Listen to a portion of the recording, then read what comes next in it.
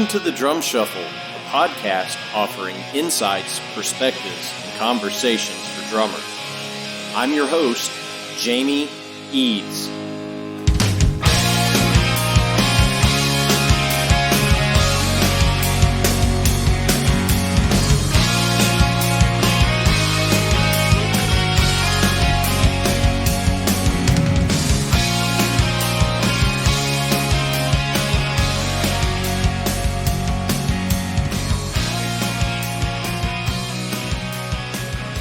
Hey, how's it going out there, everybody? Welcome to the Drum Shuffle podcast. This is episode 115. Jamie Eads joining you as I do each and every week. I sincerely hope that all of you are having a great week out there. We're having a fantastic week here at the Drum Shuffle headquarters. Just trudging along like everybody else. We have a fantastic program for you today. I am going to be joined, I believe, for the third time now by the great Dafnis Prieto right after this message from our sponsor, Los Cabos Drumsticks. The best kept secret for drummers is finally out. Los Cabos Drumsticks may look like the sticks you grew up with, but these are not your father's drumsticks. Los Cabos Drumsticks is Canada's #1 drumstick brand, and they are coming to a retailer near you. With operations in over 28 countries worldwide, thousands of drummers have already discovered the Los Cabos difference. Using FSC certified wood from Canada and the US, Los Cabos make the finest quality drumsticks, percussion tools, and accessories on the market. The best news, Los Cabos Drumsticks offers you a ton of choice. They have 22 individual drumstick models and 14 percussion tools, many of which are available in 3 different wood types: maple, white hickory, and red hickory. Red hickory comes from the center or heart of the hickory tree and has been independently proven to be both stronger and more elastic than white hickory without adding a lot of weight. While most drumstick manufacturers have shunned red hickory, Los Cabos Drumsticks has embraced it, becoming the only established stick brand in the world to offer a full line of red hickory drumsticks. To learn more about Los Cabos Drumsticks, visit them online at loscabosdrumsticks.com, follow them on Facebook, Twitter, or Instagram, and don't forget to ask for Los Cabos Drumsticks at your favorite retailer. Dare to be different. Join the Red Hickory Revolution with Los Cabos Drumsticks.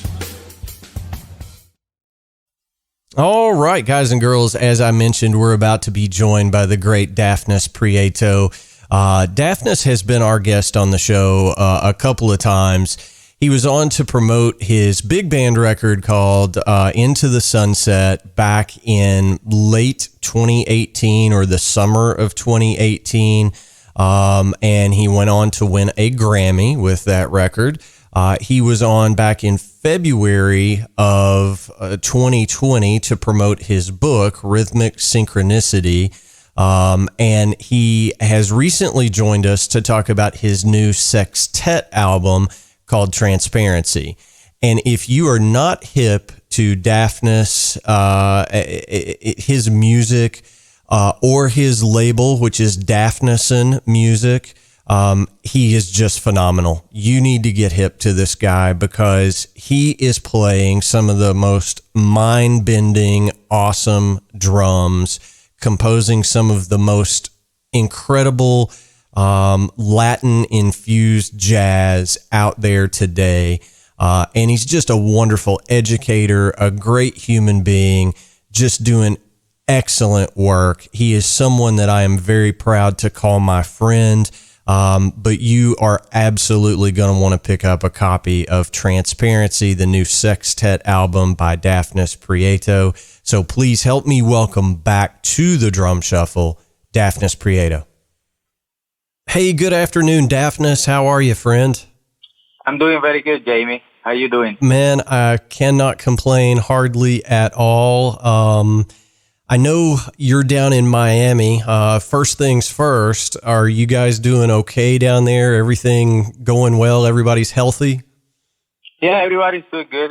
Here at home, we're taking care of ourselves and trying to do the best we can to keep ourselves healthy.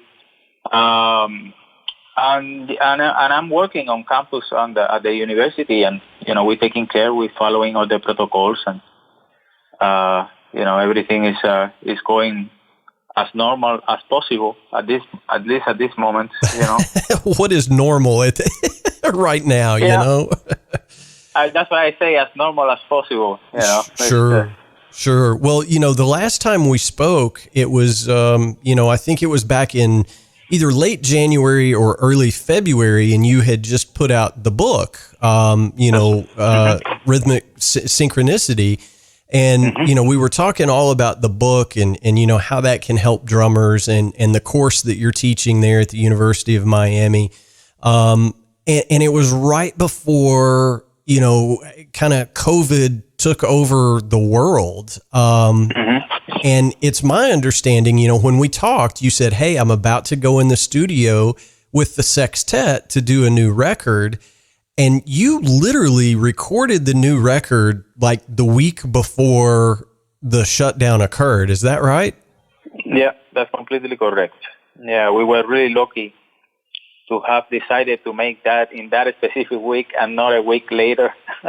Yeah. Because otherwise we wouldn't be able to do either the run at the Jazz Standard, which we did 4 nights there, and then we went to the studio.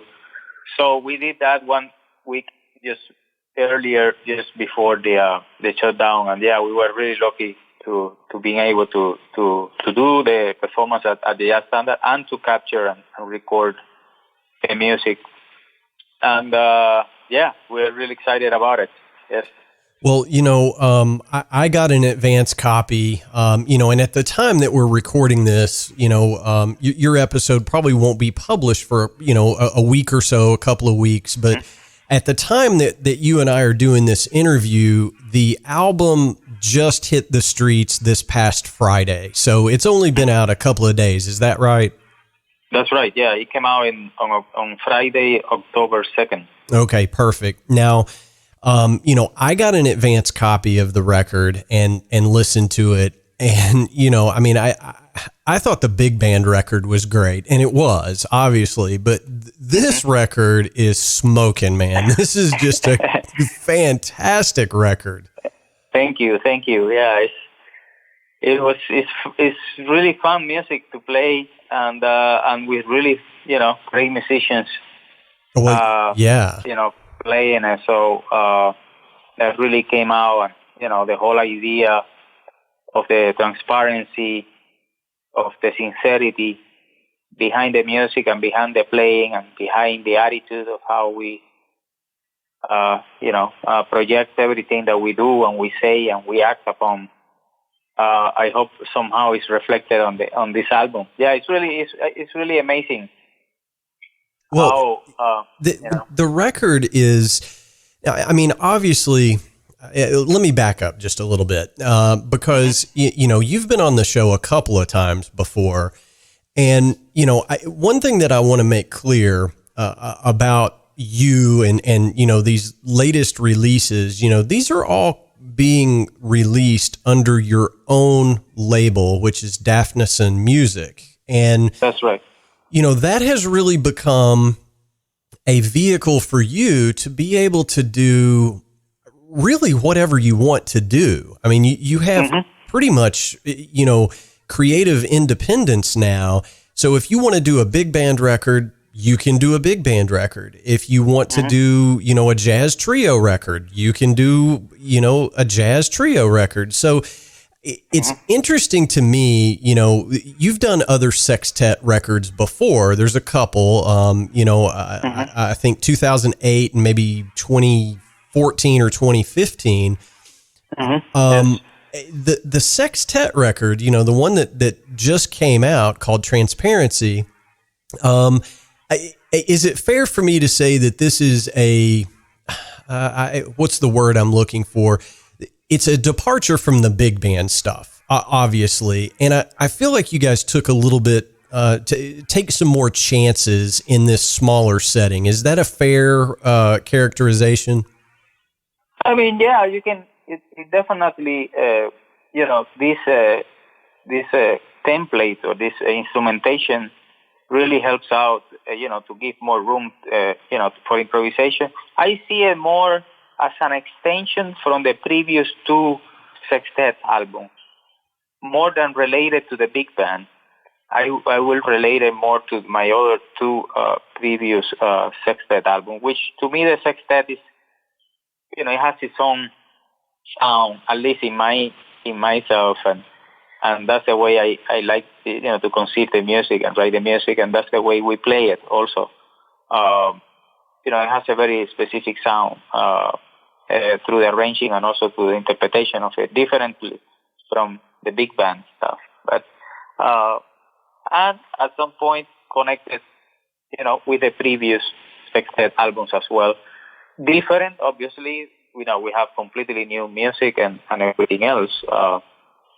But yeah, we take some risk in this album, indeed. Yeah, well, and it shows.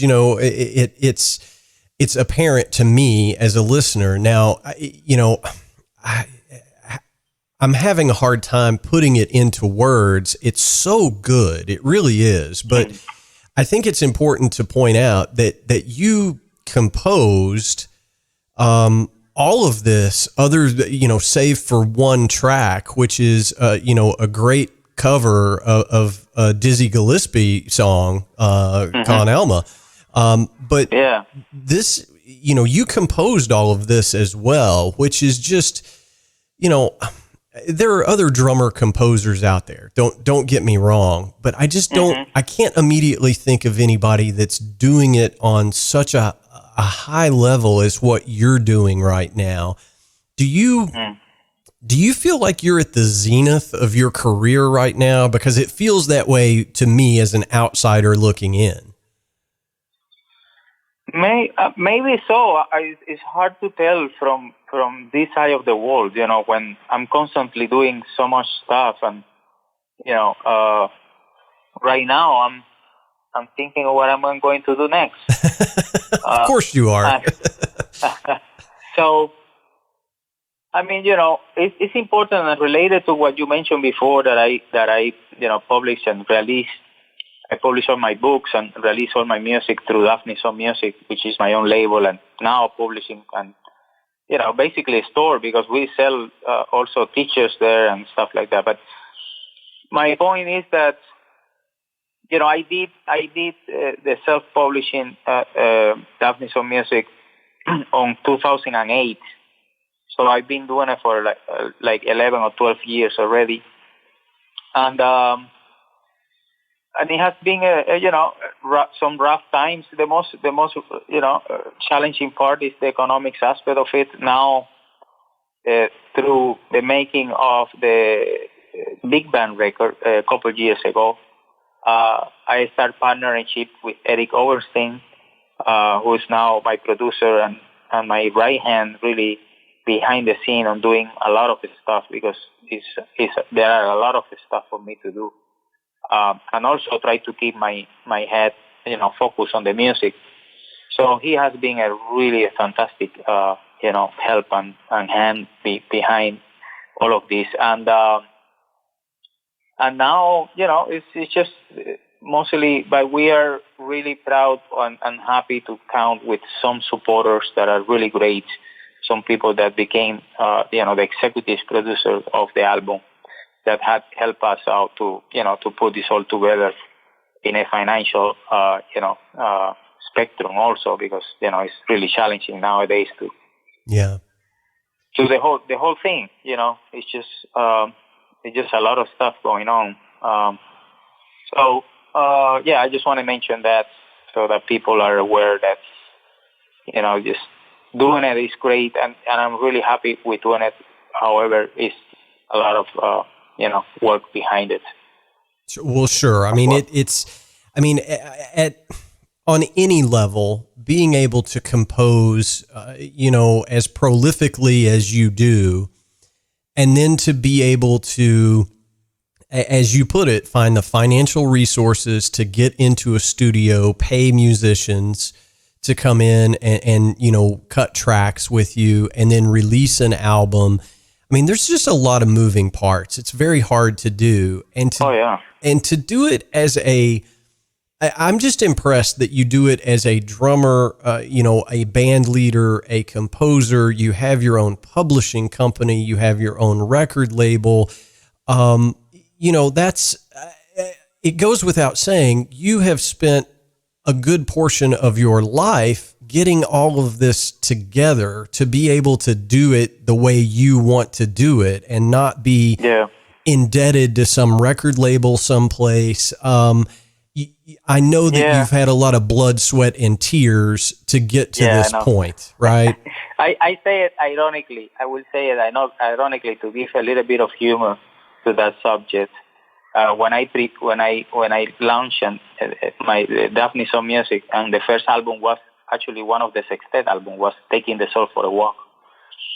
I say to myself, "Oh, this is great. This is a great example of I don't need anyone to make myself poor.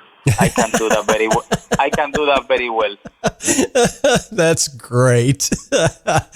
Oh, that's funny. Now, I mean, I think a lot of people on the periphery understand, that there's a lot of work that goes into it, and that the finances aren't what they were in the 60s or 70s or even the 1980s.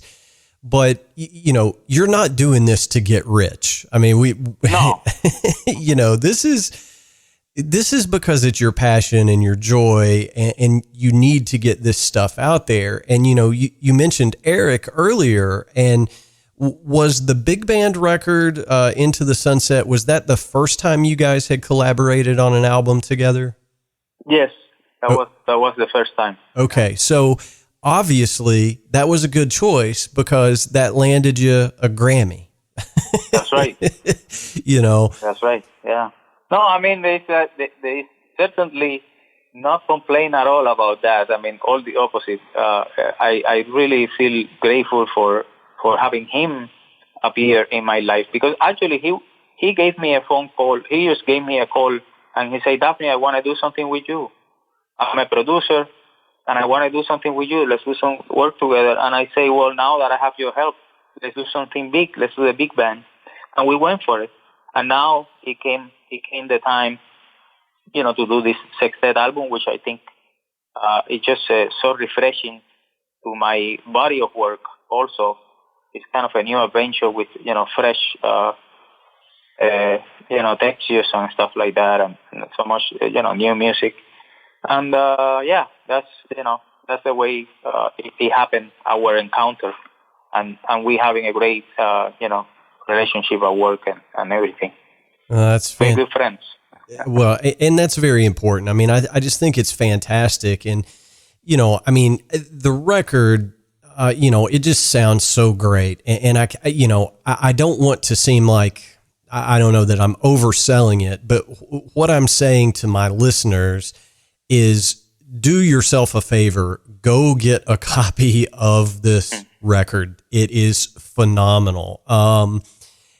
I would describe it as, what would be a fair way to describe it? Postmodern Cuban jazz. Would that be a fair characterization? Yeah, I mean, if you want to take everything personal away from it, yeah. I mean, to me, I'm influenced by every music that it has come in my life, and obviously, one of the more evident, cultures and music is the Cuban culture. I'm from Cuba, so I have a lot of influence also from the jazz music, and but also from different places in the world, and but yeah, it's kind of it's just a contemporary way. I don't know how to call it in terms of genre or categories, because I don't really. When I conceive the music, that's the last thing I'm thinking of. I just write the music that I hear and I feel, and it happens to be in that kind of genre or way of expression. But I don't really like the idea of having a specific genre be stick to sure. my music. Sure, absolutely. Well, and I can say as a drummer, There's definitely some funk influence in the drumming. I mean, it's not, it's not all swing on the cymbals and clave and all that stuff. I mean, you're laying down some funk on this record too. I mean, some straight backbeats, and it's just incredibly powerful sounding. And, your bass player on this record, Johannes, man, wow, what a beast that guy is. I mean, I know. Yeah. It's, I don't think anybody could listen to this record without a smile on their face, if that makes any sense. Right. Yeah, I think overall the idea was to make a very positive album. And this was way before, the whole pandemic, which, it created some kind of a non that positive in so many different ways. But I just thought that even before the pandemic, that I think transparency is a way to really overcome so many problems that we are having now in the world. And that was my way it's an invocation. Yeah. So anyways, and we try to do that also with the music and the way we play this album. Yeah. And well, mission accomplished. Again, I'm heaping the praise because when I listened to it, I immediately went into the mode of Dafnis is going to win another Grammy. I mean, that's immediately what I started thinking. I was like, this is really good. Yeah. Well, we're gonna run for the Grammys. We run in the next year because the album came out after I think the 31st of August. Yes. So it applies for the next run. The next year Grammys, balloons and stuff like that. So we're gonna submit it, of course. Yeah, that's correct. As a matter of fact, I just got my notification that first round voting has just opened, just a couple of days ago. So I'll be looking for it next year for the next version of the Grammys. But tell me a little bit about the recording of the record. Was this pretty much cut live on the floor, or was it? Oh, okay. Yeah. Okay. No, we did it all as it goes in a regular performance. That's the way I've been doing all my records. I mean, and we went to as I mentioned earlier, we did 4 nights at the Jazz Standard, and then the next 2 days we went to the studio and we record everything.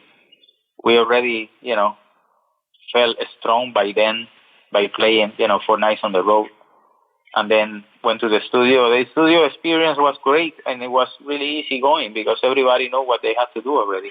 Sure. And, and they're all great musicians. They know what to play. We did, I mean, there are a couple songs we did only 1 take, and there were a handful of other songs that we did only 2 takes, and there was only like 1 or 2 tunes that we did 3 takes.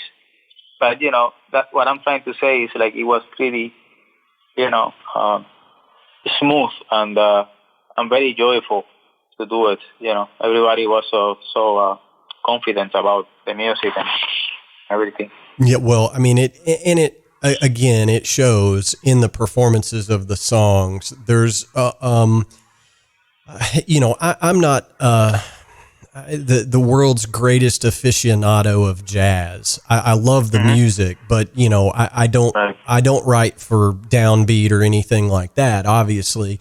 But there's a lot of great interplay between the instruments, and I could just tell that you would do something and then ask for a response, from either, your trumpet player or the piano player. It's very, the word I use is playful. You guys are definitely doing the call and response thing, and it just makes for a wonderful listening experience. Right. Well, thank you. I appreciate it. I'm glad that it came through. That's a really blessed place to make music. Yeah. when you're actually creating a shape and an intention that is more of a collective, based on top of the music. It's the way we play it and how we have the conversation and how we all have that kind of a very conscious thought of what are we going to do with the composition, Sure. with the music, Sure. Well, now, one thing that I didn't immediately pick up on, now this is my funny question here, okay? I didn't hear the frying pan anywhere. Did the frying That's right. Did the frying pan not make it onto the record? I didn't. He didn't. No, he didn't make it to the record. No, I wanted to have something different on this one.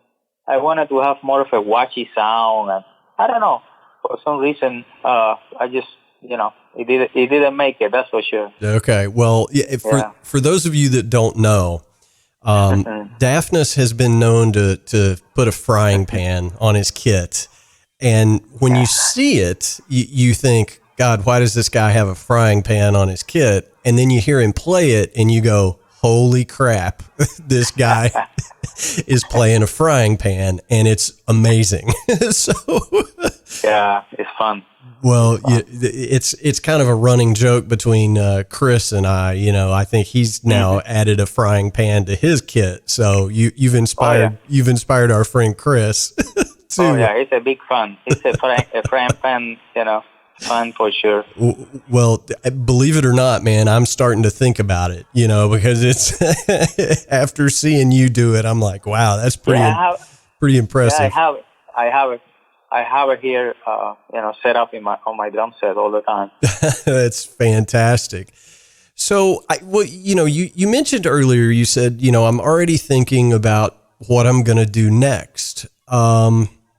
Obviously we're in kind of some strange times here that there's really no touring. There's no live performances that are being allowed anywhere.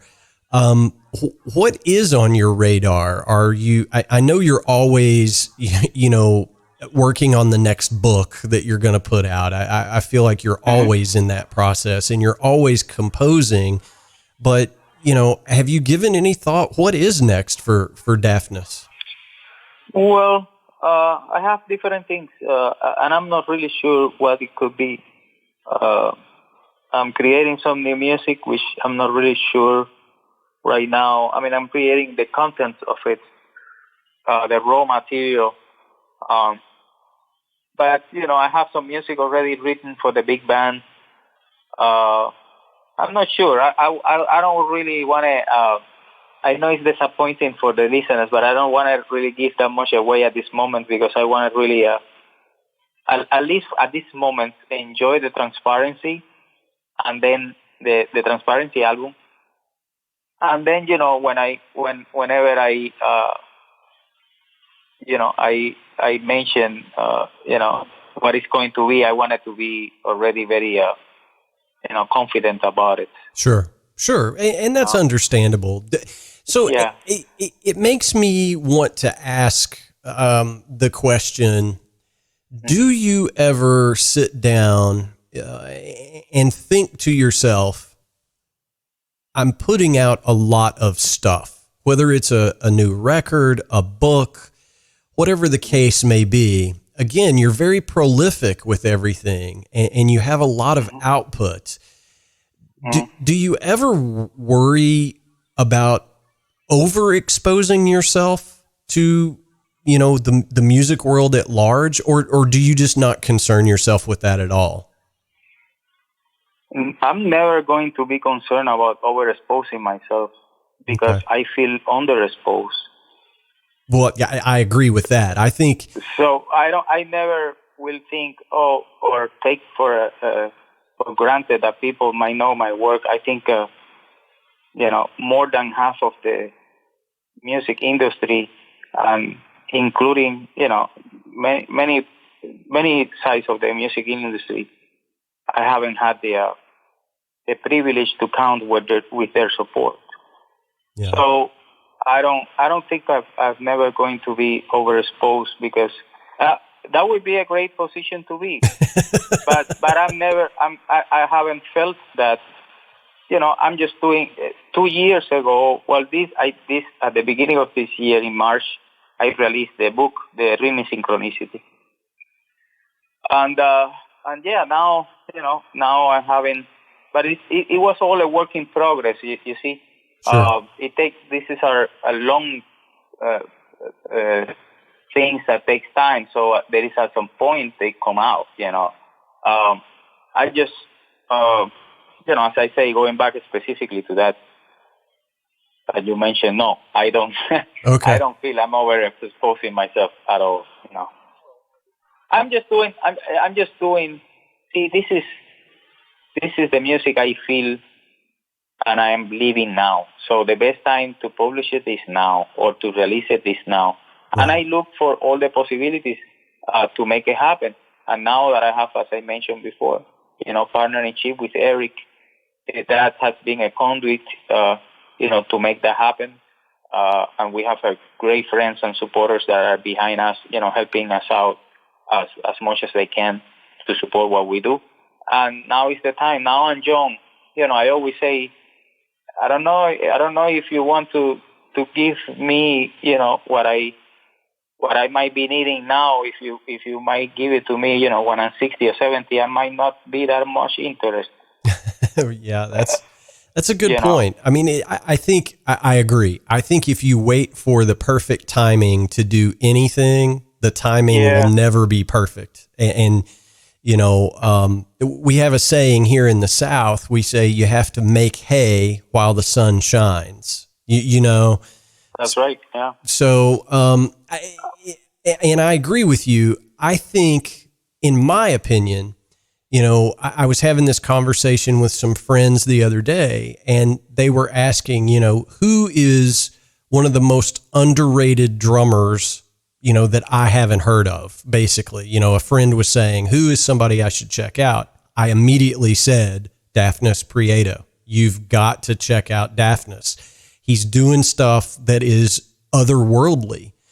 I think you are one of the most underrated drummers of our time. That's my opinion. And as you said, my friend said, oh, I haven't heard of him. And I immediately was like, here, listen to this, right? Mm-hmm. And 2 days later, he was like, oh my God, that guy's incredible. So see, I mean, a lot of it is word of mouth, but I'm just so impressed that you continue forging ahead with all this amazing music. I just don't know where it comes from. It's incredible. That's a funny. I say the same thing that Miles answered once to a journalist that asked him the question, where do your ideas come from? He said, from my head. Well, of course, I just, I just, I don't have that in me. Right, yeah. It's something that it becomes part of yourself. It becomes a way you breathe, a way you talk, a way you see life and the world.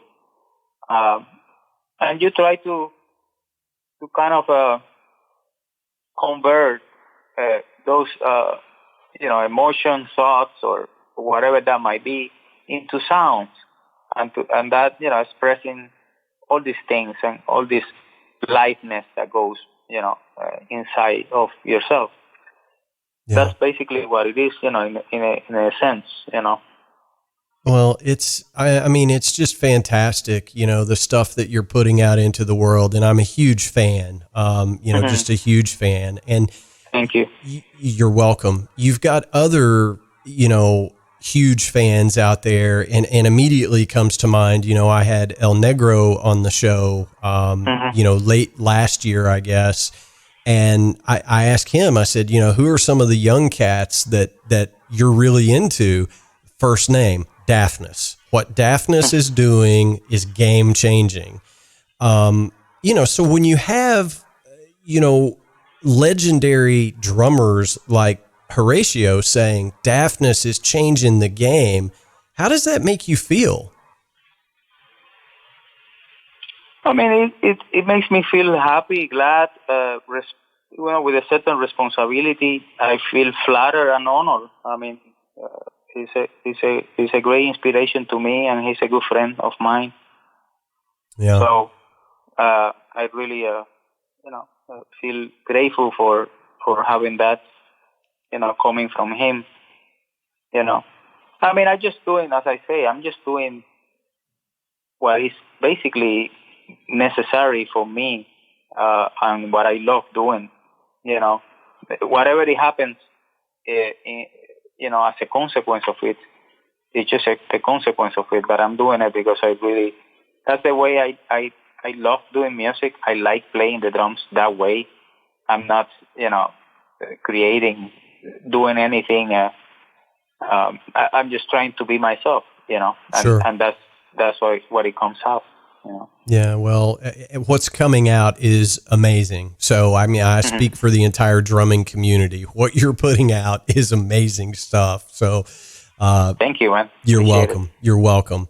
Now, what I would like to do now, if possible, I've had you on the show a couple of times, and occasionally I'll get an email from somebody and they'll say, okay, here's what I want to know, right? So since you've been on the show a couple of times, I've had a couple of listeners that were curious about, your practice routine, if you have one. I know that you're teaching a lot, but what is your day-to-day, practice routine like? I don't really have a routine anymore. Okay. I try to keep myself in shape, and at least to warm up my hands 10 or 15 minutes a day.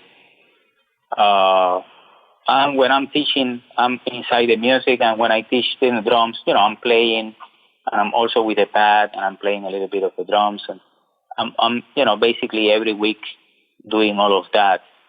But I don't have at this moment a specific routine as I used to when I was at school in my early years of practicing drums and stuff like that, which I used to practice a lot. I used to practice like 6-8 hours. But nowadays, no, I'm involved in so many things besides the teaching. I'm also writing new music. And, I try to be at least a fair percentage of being a regular human being as well. Sure. Which is hard because I'm consumed by a lot of things, but I don't really have I don't have a routine at this moment. Some days go completely by, and I'm just doing so much stuff here behind the computer or sitting and writing or whatever other stuff. And then when it gets that day, I realize that I haven't even touched the sticks, so I go to the sticks and I practice a little bit in the pad to keep my hands in shape. Sure. But that's the reality. I'm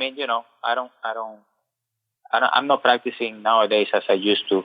But I'm practicing differently. I'm using the time productively differently at this moment. Let me put it that way. Sure. Well, and then you've got guys like me wasting your time asking silly questions that you've answered 36 times already this week, right? No, I'll be glad to answer your questions. You're a good man, Dafnis. Yeah. We had another question that came in, and this gentleman requested to remain anonymous, and I said, okay, I won't say your name, but sure. His particular question, as it relates to you, it was, and I think I'm getting this right, but it looks like the question was, when you're just in your day-to-day life, driving the car, walking through the park, whatever, are you consistently finding rhythms? Are you always thinking about rhythms in your head as you, or hearing rhythms in nature, I think is what this question is really trying to get to. Yes. But it's not only rhythms, it's just music in general. It's not rhythms. Rhythm for me is just one part of it. Okay. And, I don't go around thinking that I'm a drummer. If anything, I'm a musician. That I play drums. Sure. So I don't have the that kind of drummer mentality of thinking the world as from the drummer's perspective. I mean, I love drums, don't take me wrong, and obviously I hope it shows, but, when I go around, or even when I write music, let me just put it a little bit more into context, into a specific, scenario. When I write music, I'm not a drummer. I'm just a musician. I'm thinking about so many other things that drums or rhythm. So that's the way I also, think about music in general. And when I get to the drums, I get to the drums, and I get to the drums, and I go deep into it as I like to. But it's more a general relationship to music than only with rhythm. That's what I'm trying to say. Sure. And that makes perfect sense. And I think you and I had this conversation at some point, when you're going through the composition process. I think I asked you, do you approach it as a drummer, or do you approach it from, a melodic instrument? And I would approach it as a drummer, and you're just the opposite. You're always thinking of the melodies first, and, we'll worry about the drum part later. I just want to have a great composition, I think is what you said. And, yep. I found that interesting because, while I can play a little bit of piano, a little bit of guitar, nobody wants to hear anything I've composed. You know what I mean? So I approach everything from the drummer's mentality. So it's interesting to me to hear such a phenomenal drummer say, that's not how I approach it. It's a little surprising to me, I guess. Right. Yeah. Well, that's the best way I can put it, and that's the way it happens to me. Sure. Well, let me ask you this, and I want to be respectful of your time, but I'm curious, what are you listening to these days? I know that you're fully, engulfed in your own music and your own career all the time. But, and I know that you listen to a lot of different kinds of music, but is there anything in particular these days that you're really into? No, I'm basically, I re-listen, some of the stuff that I liked from before. Some Art Blakey, from the Messengers, with Lee Morgan, some other music like Brazilian music, but it's not. I don't listen to music. I don't listen to. At this moment, I'm not listening to music to try to listen to something new, to make myself feel better. Yeah, because or to look for something new. Period. Because I'm involved in the creating of it. So that's not really something that I'm really at this moment doing. I listen, most of the music that I listen is in the car when I'm going to work at the university and I'm driving. I listen to music mostly there. When I'm here at home, I'm or playing it or creating it or doing something else. But at this moment, I don't have any focus in any particular new music. Okay. Well, that's fair. And, I was just curious, if there was some, I have certain records that, I can listen to a million times and I'll never get tired of hearing it. You know what I mean? So, right. Yeah, of course. Yeah. So, sometimes if I'm having a really bad day, I throw on a Rolling Stones record, like Exile on Main Street or something, and my day instantly gets better. Right. I know you know what I'm talking about. So definitely, I completely understand that. Yeah. Sure. Well, I agree with you. Yeah. Well, and it's just so incredible how healing music can be. Well, Dafnis, as is always the case, we're just in such a weird time now. We always ask you for a good piece of advice. So, what is your take on, everything that's going on right now? Are you just, patiently waiting for live music to come back, or, what advice would you offer to all the musicians that are listening to this interview? What would you say today? Basically, to keep the strength and keep focus on that this is just temporary. It's going to happen and it's going to pass. And, you have to be ready from when it passes. You're ready for it. And it will pass. I mean, this is just a bump. I know it's hard to say it like that because there are a lot of people dying and really suffering. But this will be just a bump in history. Another one, as it has happened so many other times, of plagues and, people dying for one reason, for wars, and, even, other people killing each other and doing terrorist stuff. And it will just go away and move on, and by next year or so. It's either that or we get so used to it that we have to normalize everything to the point that we have to learn how to deal with it. I mean, it's really a challenging moment. I think right now the most challenging thing is to stay focused and to stay positive. Yeah. Now, how you look for those positive sometimes it's not in the outside world, but in the inside. So, to me, for example, doing that you just mentioned, listen to the music that you like, it will change definitely your state of the day on how you feel, about things. And the same with your relationship to music and drumming or whatever that is, that it makes your life meaningful, also. So that's my advice. No, that's really good advice, Dafnis.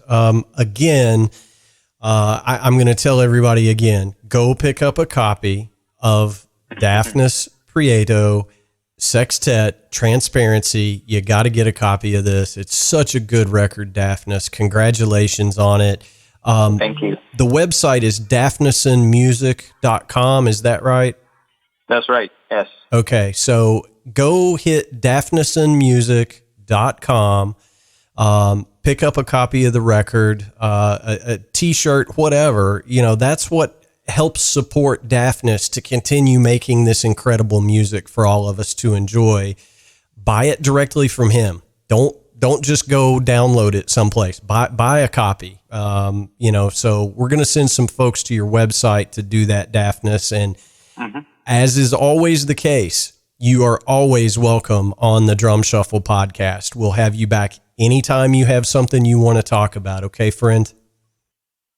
Thank you very much, Jamie. It's a great pleasure to be back and, to continue talking about, all the progress in the music and everything that I'm doing. And I'm really grateful for your support. So thank you for having me. And I hope the listeners go and check out the new album. Absolutely. We're going to send some folks your way. Dafnis, I hope you have a great afternoon, sir. Thank you. You too, Jimmy. All right. Bye. All right, guys and girls, that is going to wrap up episode 115 of the Drum Shuffle podcast. As always, 1,000,001 thanks to Dafnis Prieto for taking time out of his busy schedule to come on and talk about his new record. Please make sure you go over to dafnisonmusic.com and pick up a copy of this album. It's phenomenal. I can't give it enough praise and platitudes. It's such a good record. I know all of you guys and girls will enjoy hearing it, so make sure you pick up a copy. Next week, I'm going to be joined by another former guest, the great Joe McCarthy, who spent many, many years in the U.S. Naval Academy Band to celebrate Veterans Day. And Joe has a new educational program that he's put together called Basic Training that's amazing. We're going to be giving away a free subscription to that to celebrate Veterans Day next week with Joe McCarthy, so you're not going to want to miss that. So as I always ask, hit the subscribe button on whatever platform you use to listen in to the Drum Shuffle podcast. Give us a star rating or a review if you've got just a second. But the thing that you can do to help us most is share a link with a friend. That's what we ask of you. It only takes a second, and it helps me more than you will ever possibly know, and I appreciate it. We answer every single email that we receive here at the Drum Shuffle. Our email address is thedrumshufflepodcast@gmail.com. Our web address is thedrumshuffle.com. And as always, you can find more information about me over at jamieeads.com. Thanks to each and every one of you for tuning in. I sincerely appreciate it. Lots of stuff going on in the news right now. Keep your fingers crossed that we all heal up as a country here real soon. So until next time, may your heads stay strong and your sticks never break. Cheers, everybody.